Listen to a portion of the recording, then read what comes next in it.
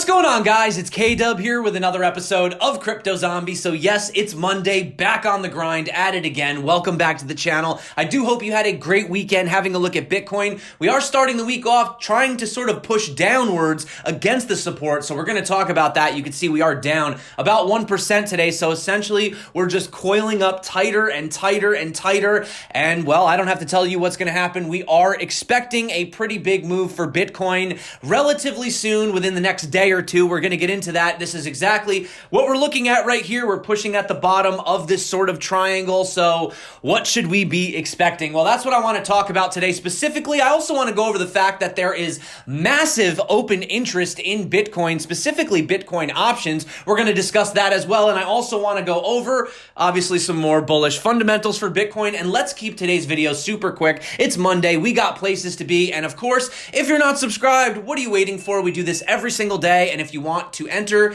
to win a chance to win the Ledger Nano S, drop a comment on any video. In fact, we're giving away one today. That'll be at the end. Now let's dive in. Let's have a look. Let's give it a quick refresh live. Bitcoin dominance still sitting around the 68.1%. You will notice that we pulled back about $2 billion in the overall market cap. Really not too much. We're still basically just going sideways. We do have some big gainers today. We have DX Chain, Synthetics, Tomo, Horizon, iExec, Solve, Zcash, Quant, and Digibyte all doing quite well. Once again, fear and greed relatively neutral right now. Not really too sure what the markets are trying to do, right? Well, the one thing I do want to point out, which was really amazing, is we finally put in a massive green candle for the weekly. I have waited a long time for this moment, my little green friend.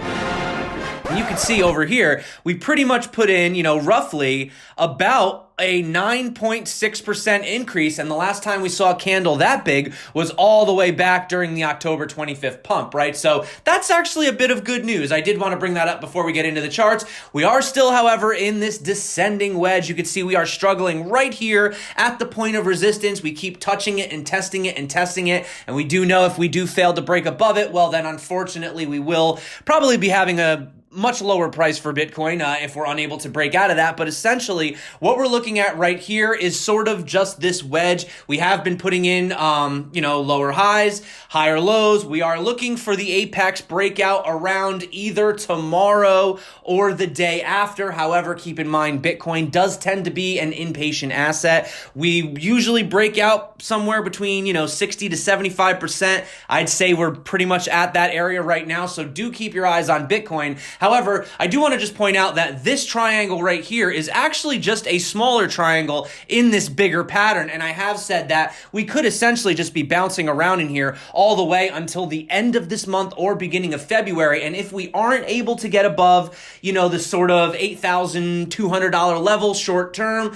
then Bitcoin does risk the possibility of potentially falling back down to about $7,700, or, even for you out there that think we need to close that little tiny gap that might be open, well, then that might end up getting fulfilled, right? But I do want to mention what Cantor and Clark said. Now, dramatic increase in longs by asset managers. Now, he's saying there was a similar pattern to what we saw in early 2019. Remember, we had that blast off April 1st, right? So highest since July.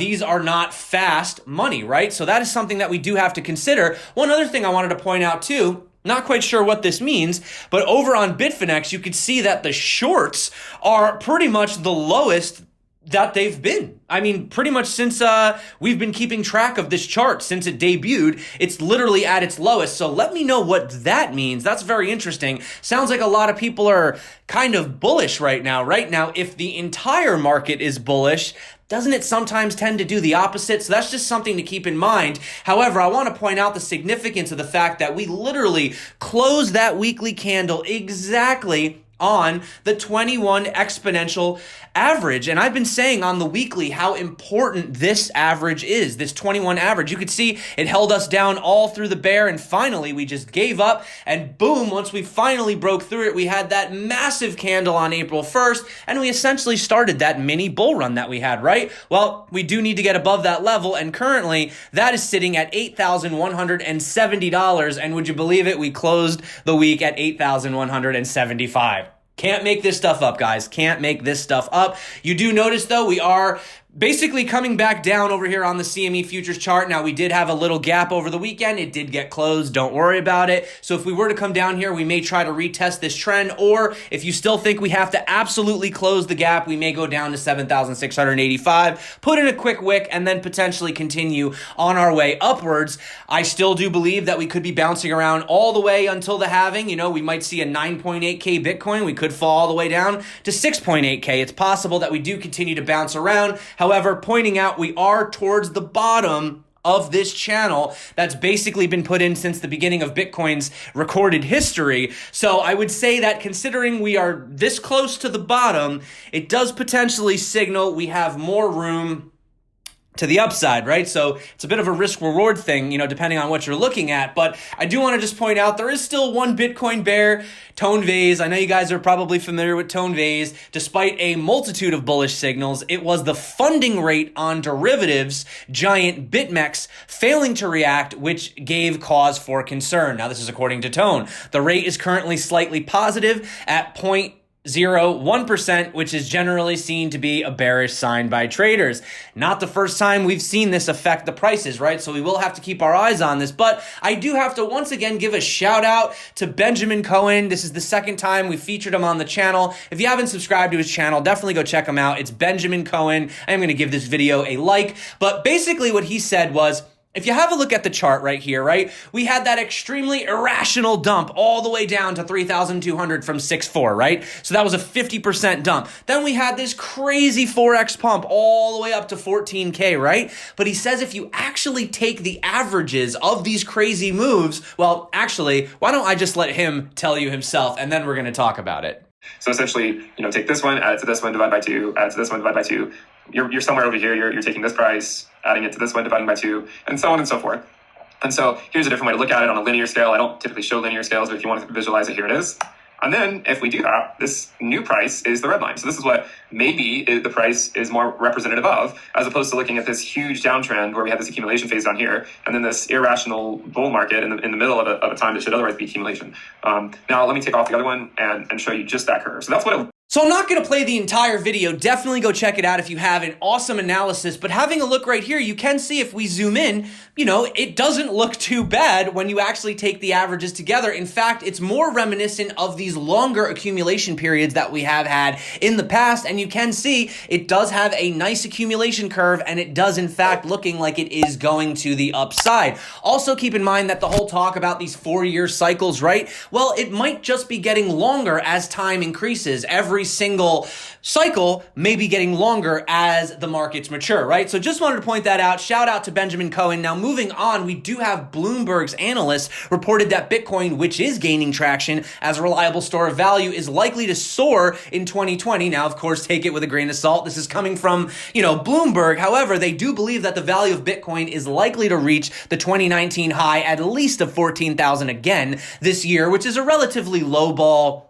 kind of prediction considering some of these massive predictions that we've seen, right? And they do say that with a 23% gain in value, you know, amid the increased geopolitical conflict between the US and Iran, you know, maybe Bitcoin is finally acting like that safe haven asset that it's supposed to be. They also talk about the Bitcoin halving. Not going to go into that. You know, we're going to go from 12.5 Bitcoin to 6.25 every, you know, reward. But finally, they say our takeaway is straightforward. Bitcoin is winning the adoption race, notably as a store of value in an environment that favors independent quasi-currencies. So Bitcoin should again outshine most crypto assets in 2020 as the unique and appreciating digital version of gold. And having a look right now, yeah, we are getting tight. We are coiling up, guys. It's definitely going to be an explosive move. Probably a lot of volatility within the next couple days, next 48 hours probably. So keep our eyes on that. However, Bitcoin futures traders generated at least 20 billion in daily volume last week. We do know derivatives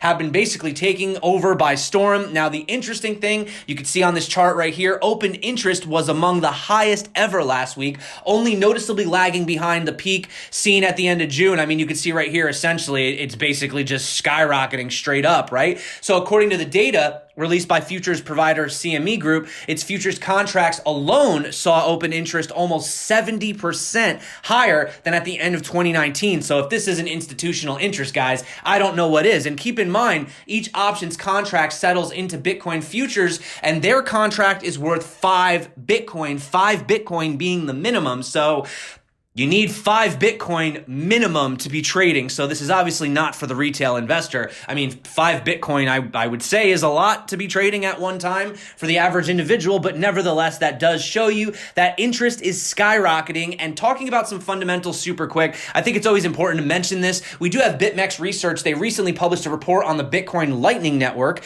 And according to the recent report, the number of non-cooperative channels closures has surged past 60,000, over 1,000 Bitcoin spent in transactions of the kind. So check this out. The volume of transactions here is quite large, they say, and may indicate more experimentation with Lightning than many expected, which means more people are actually using Lightning Network than we even thought were, right? The data also indicates non-cooperative closures are more of a common closure type than people think. And if we just come over here and have a look at, these are real-time Lightning Network statistics. If you don't know what site this is, it's 1ml.com. I'll drop it below. But look at this. Number of nodes up 2.5%. Channels up 1.9%. Capacity up 1%. Nodes with active channels up 1%. Newer nodes up 12.5%. The only lagging statistic or falling statistic is the new channels in the last 24 hours. Which is still 85. We're still adding new channels, but it's down 17.5%. But that's really not that big of a deal, guys. The point is that the overall network is growing, right? So that is what I wanted to point out. Also, shout out to yesterday we were talking about the Iran volume on local Bitcoins falling. I guess local Bitcoins isn't serving them anymore, so that explains it. Thank you so much for correcting me, and this is why we're a community, so that we can get the information out. So that's basically why they're not.